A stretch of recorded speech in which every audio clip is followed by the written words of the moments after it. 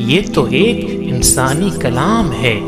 عنقریب میں اسے دوزخ میں جھونک دوں گا، اور تم کیا جانو کہ کیا ہے وہ دوزخ؟ نہ باقی رکھے نہ چھوڑے، کھال جھلس دینے والی 19 کارکن اس پر مقرر ہیں۔ ہم نے دوزخ کے یہ کارکن فرشتے بنائے ہیں اور ان کی تعداد کو کافروں کے لیے فتنہ بنا دیا ہے، تاکہ اہل کتاب کو یقین آ جائے اور ایمان لانے والوں کا ایمان بڑھے، اور